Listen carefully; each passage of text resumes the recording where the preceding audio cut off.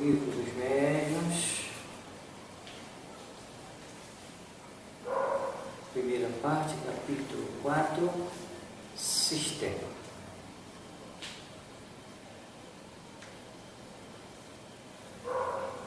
E a lição de hoje é Sistema da Alma Coletiva. É uma variante do precedente. Segundo esse sistema, só a alma do médium se manifesta, mas se identifica ela com a de várias outras pessoas presentes ou ausentes e forma um todo coletivo reunindo as aptidões, a inteligência e os conhecimentos de cada um. Ainda que a brochura onde essa teoria está exposta seja intitulada A Luz.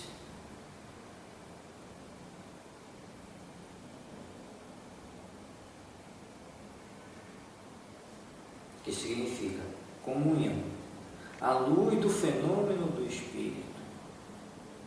Mesas falantes, sonâmbulas, médios, milagres, magnetismo espiritual, poder da prática da fé.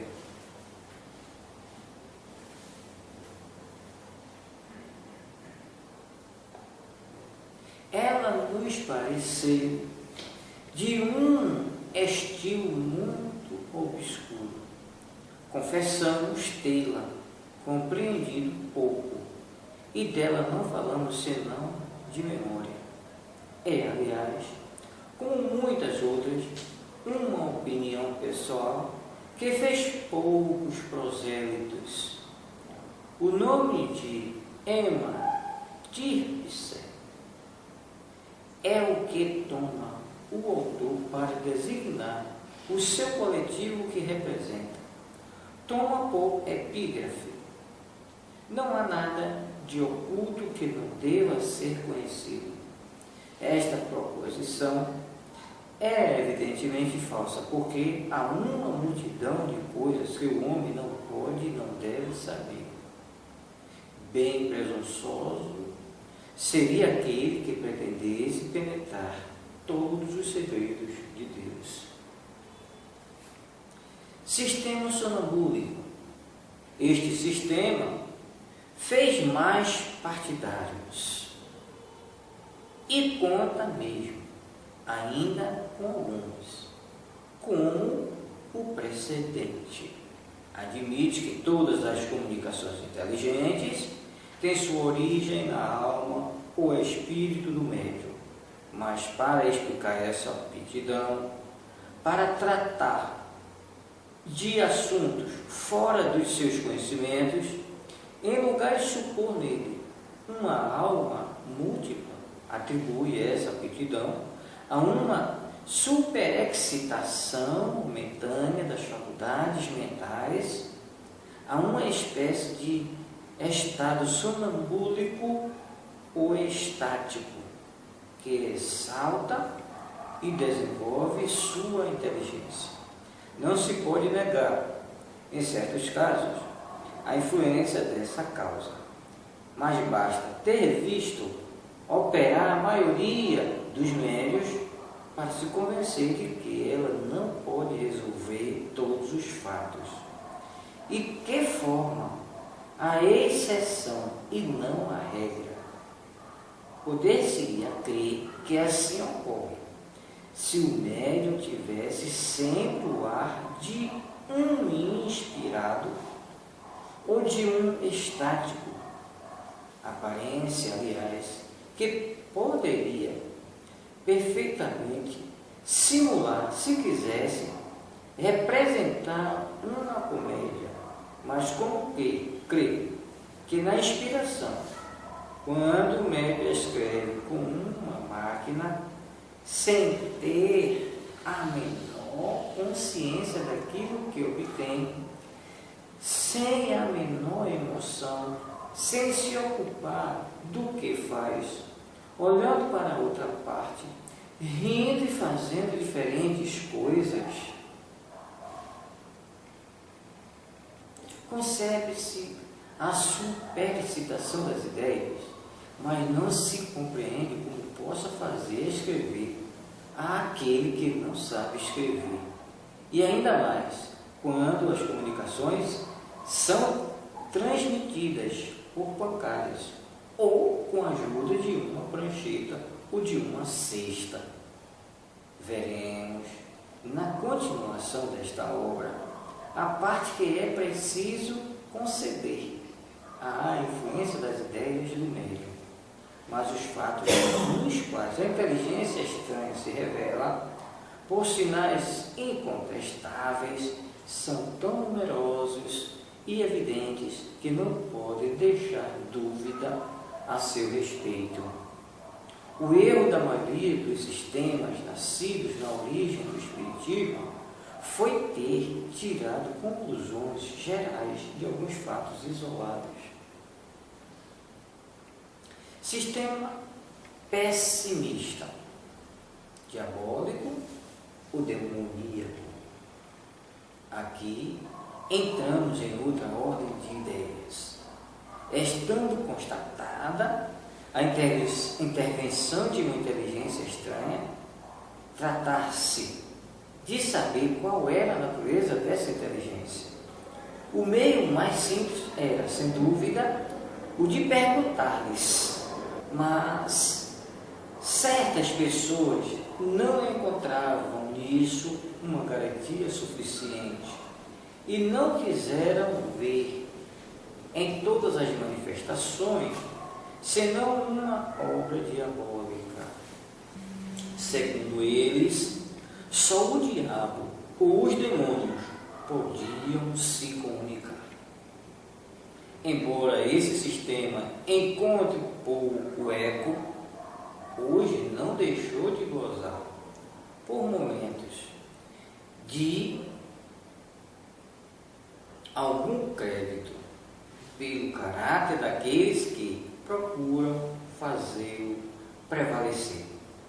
Faremos notar, todavia, que os partidários do sistema demoníaco não devem ser colocados entre os adversários do Espiritismo.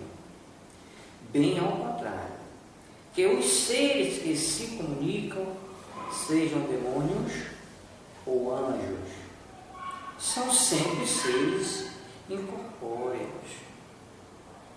Ora, admitir a manifestação dos demônios é sempre admitir a possibilidade de se comunicar com o mundo invisível, ou, pelo menos, com uma parte desse mundo. A crença na comunicação exclusiva dos demônios, por irracional que seja, podia não parecer impossível quando se consideravam os espíritos como seres criados fora da humanidade. Mas desde que se sabe que os espíritos não são outra coisa que as almas daqueles que viveram, perdeu todo o seu prestígio e pode-se dizer toda a sua verossimilhança, porque se seguiria que todas essas almas são demônios, fosse elas de um pai, de um filho, de um amigo, e que nós mesmos, morrendo, nos tornamos demônios. Doutrina pouco lisonjeira e pouco consoladora para muita gente. Será bem difícil de persuadir a uma mãe de que o filho querido que ela perdeu e que vem lhe dar, depois de sua morte, provas de sua afeição e de sua identidade, seja um agente de Satanás. É verdade que entre os espíritos há os que são muito maus e não valem mais do que aqueles a que chamam demônios, por uma razão bem simples. a de que há homens muito maus, ao quais a morte não torna imediatamente melhores. A questão é saber se estes são os únicos que podem se comunicar. Aqueles que assim pensam, endereçamos as seguintes questões. Primeiro, há bons e maus espíritos? 2. Deus é mais poderoso do que os maus espíritos ou demônios, se quereis chamá-los assim. Terceiro, afirmar que somente os maus se comunicam é dizer que os bons não podem fazê-lo. Se assim é, de duas uma. Isso se passa pela vontade ou contra a vontade de Deus. Se é contra a vontade, é que os maus espíritos são mais poderosos do que ele. Se é por sua vontade, por que, em sua bondade, não permitiria aos bons para contrabalançar a influência dos maus?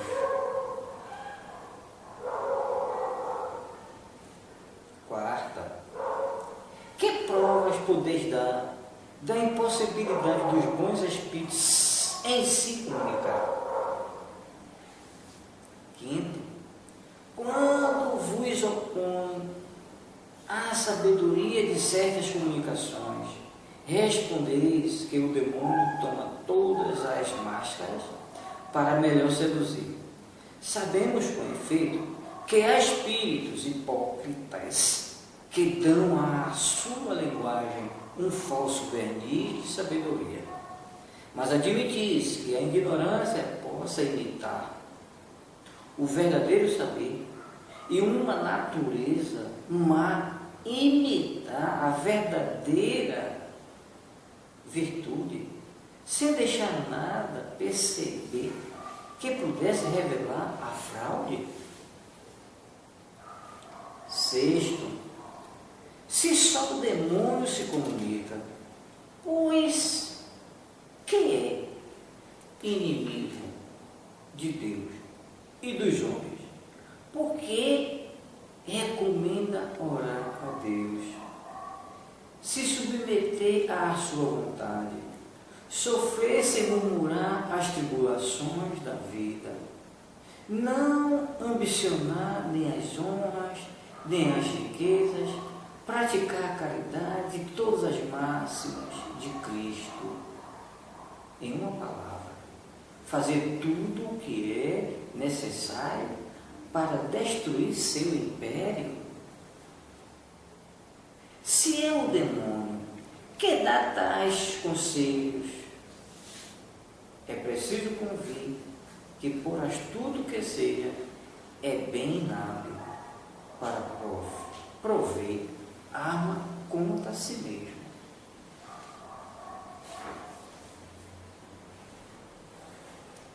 Sétimo, se os espíritos se comunicam, é porque Deus o permite.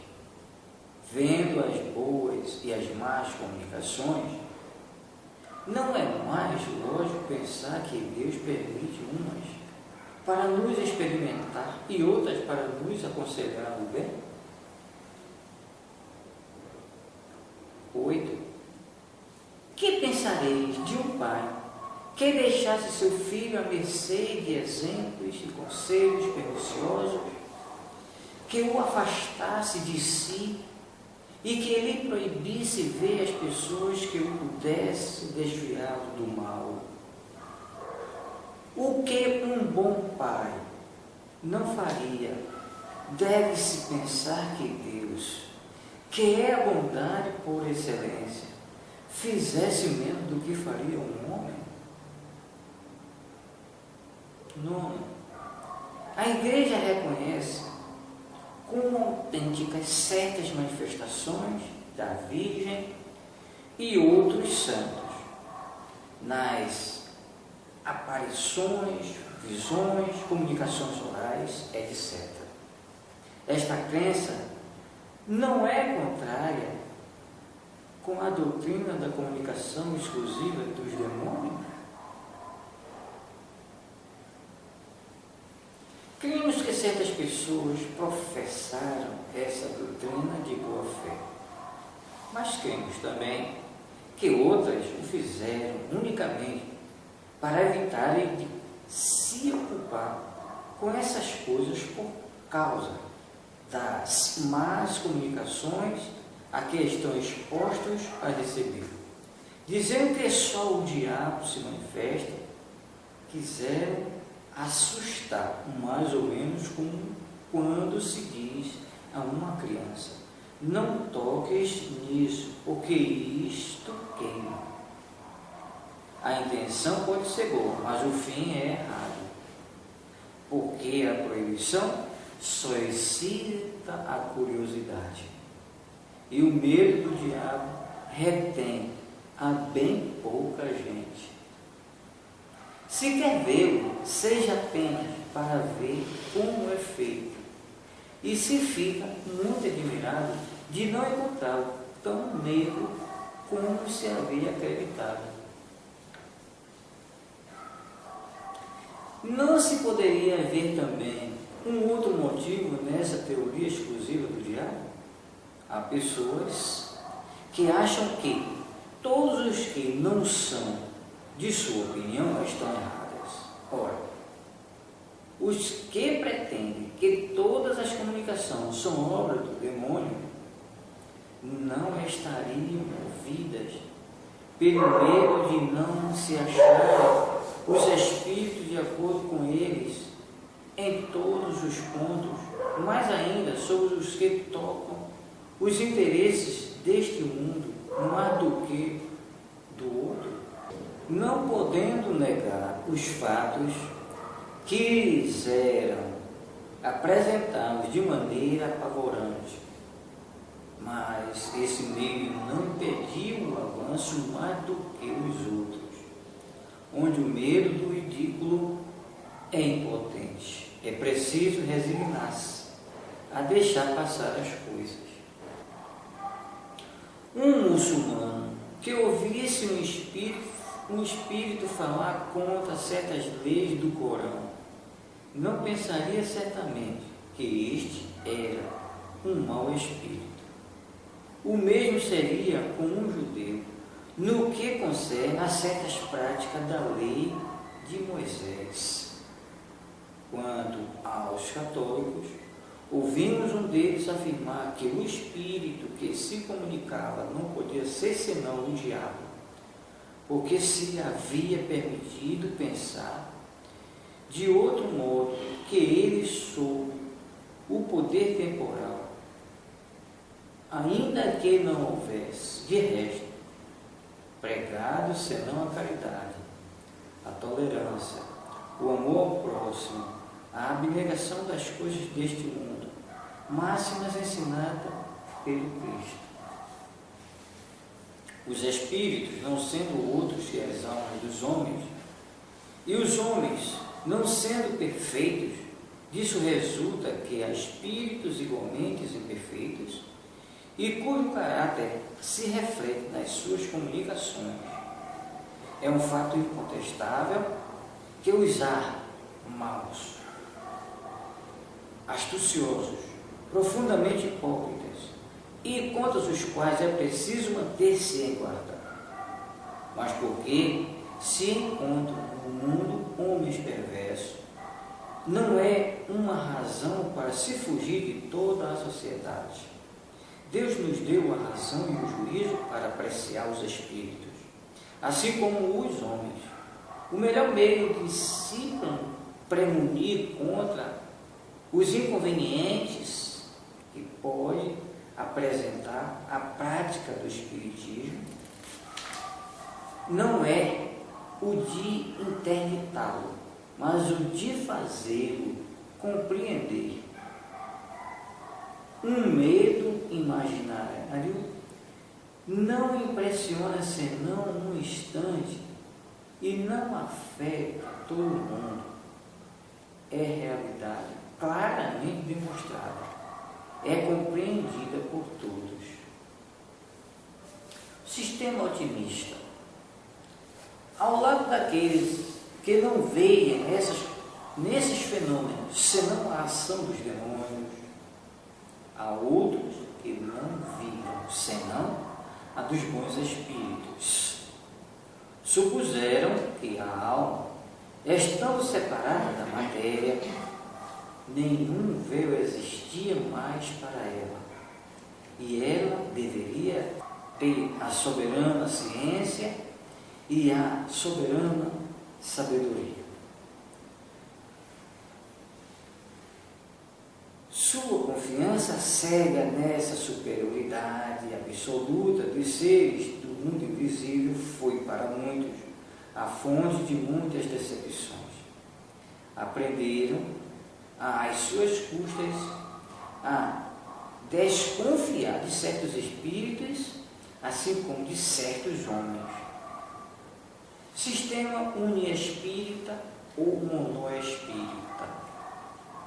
Uma variedade do sistema otimista consiste na crença de que um único espírito se comunica com os homens e que esse espírito é o Cristo, que é o protetor da terra. Quando se vê em comunicações das mais baixas trivialidades, de uma grosseria revoltante, impregnada de malevolência e de maldade, seria profanação e impiedade supor que pudesse emanar do Espírito do bem, por excelência. Ainda, se aqueles que o creem não tivessem jamais tido senão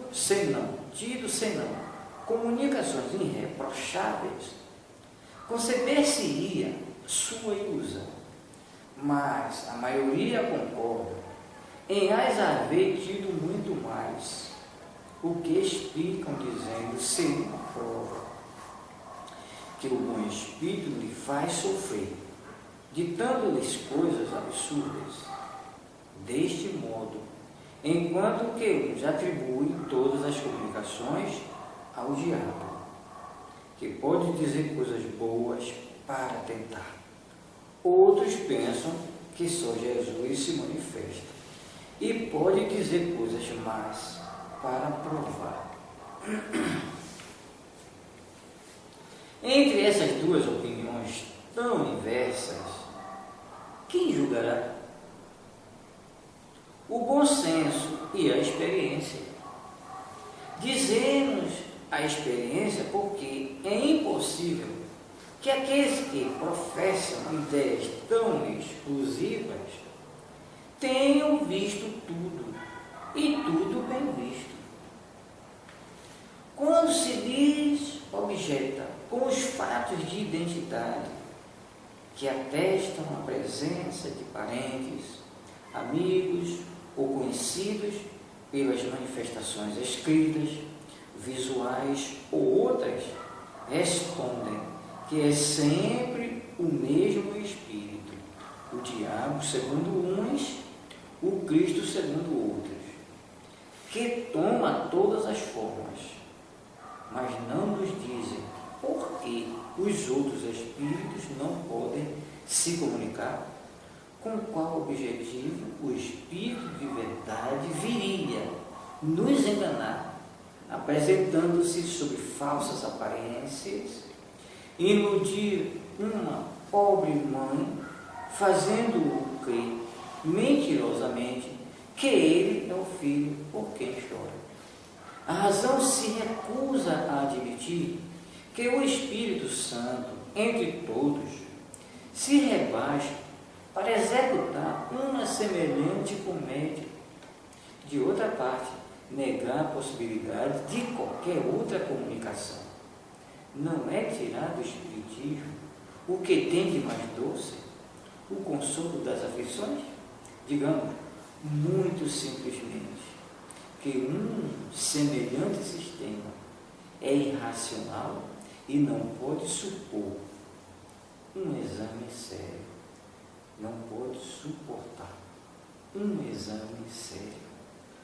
Sistema multiespírita ou poliespírita. Todos os sistemas que passamos em revista, sem excetuar os que são no sentido negativo, repousa sobre algumas observações mais incompletas ou mal interpretadas.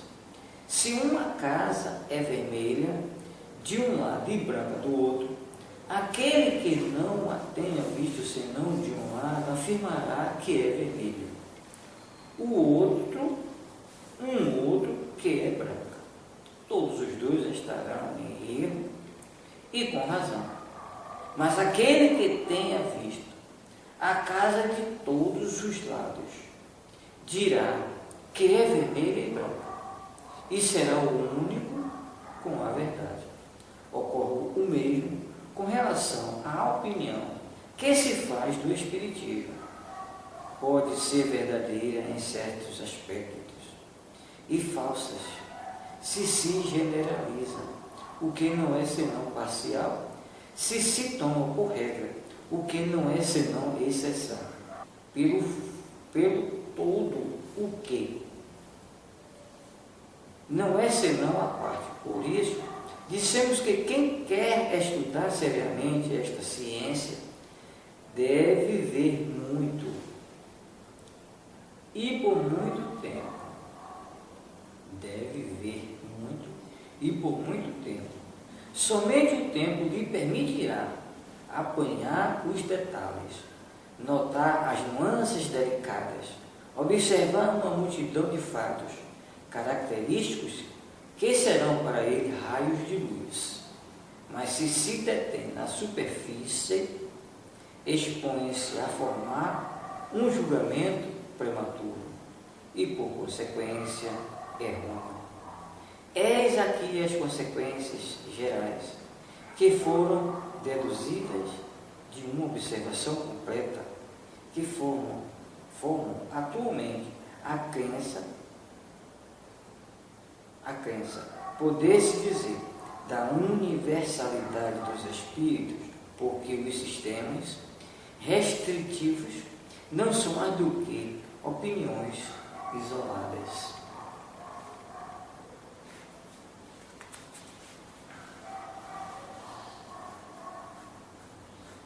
Primeiro, os fenômenos espíritas são produzidos por inteligência extracorporais, ou melhor, dito pelos espíritos.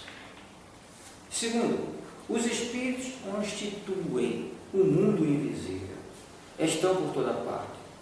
Os espaços são para eles povoados ao infinito, estão sem cessar ao nosso lado e com eles estamos em contato. Terceiro, os espíritos reagem incessantemente sobre o mundo físico e sobre o mundo moral e são uma das forças da natureza. Quarto, os espíritos não são seres à parte na criação, são as almas daqueles que viveram sobre a terra ou em outros mundos e que deixaram seu envoltório corporal, de onde se segue que as almas dos homens são espíritos encarnados e o que, morrendo, os tornamos espíritos. Quinto, há espírito de todos os graus de bondade e de malícia, de saber e de ignorância. Sexto, todos estão submetidos à lei do progresso e todos podem alcançar a perfeição, mas como têm seu livre-arbítrio, alcançam-na em um tempo mais ou menos longo, segundo seus esforços e sua vontade. Sétimo, são felizes ou infelizes, segundo o bem ou o mal que fizeram durante sua vida e o grau de adiantamento que atingiram. A felicidade perfeita e sem mescla não é partilhada senão pelos espíritos chegados ao supremo grau de perfeição.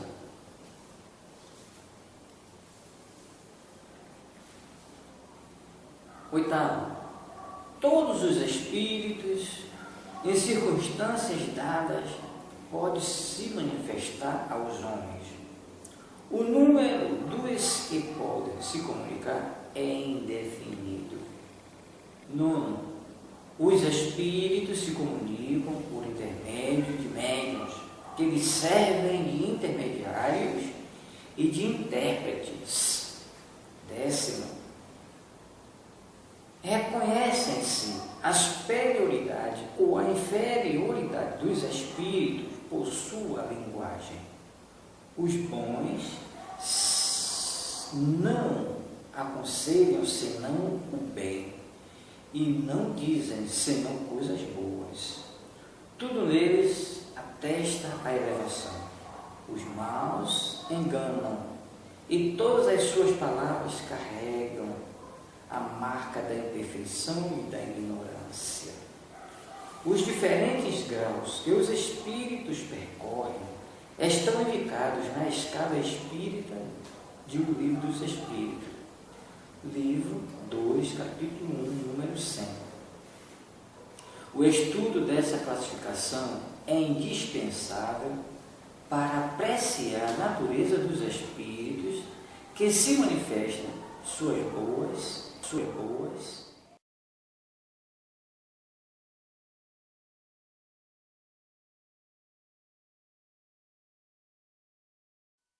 Correção, comunhão. À luz do fenômeno do espírito. Mesas falantes, sonâmbulos, médiuns, milagres. Magnetismo espiritual, poder da prática da fé. Purema Tirpsé, uma alma coletiva que escreve por intermédio de uma prancheta. Bruxelas, 1858, Casa de Oi 2 Correção. Sexto, se só o demônio se comunica, sendo ele o inimigo de Deus e dos homens, porque recomenda que se ore a Deus, que nos submetamos à vontade de Deus, que suportemos sem queixas as tribulações da vida, que não ambicionemos as honras, nem as riquezas, que pratiquemos a caridade e todas as máximas do Cristo, numa palavra, que façamos tudo o que é preciso para lhe destruir o império, dele, demônio. Se tais conselhos o demônio é quem os dá, forçoso será convir em que, por muito manhoso que seja, bastante inábil é ele, fornecendo armas contra si mesmo. 1.